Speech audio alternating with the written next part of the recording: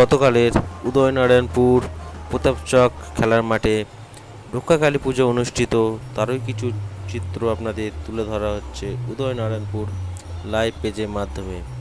আপনারা সম্পূর্ণ ভিডিওটি দেখুন, সাথে থাকুন।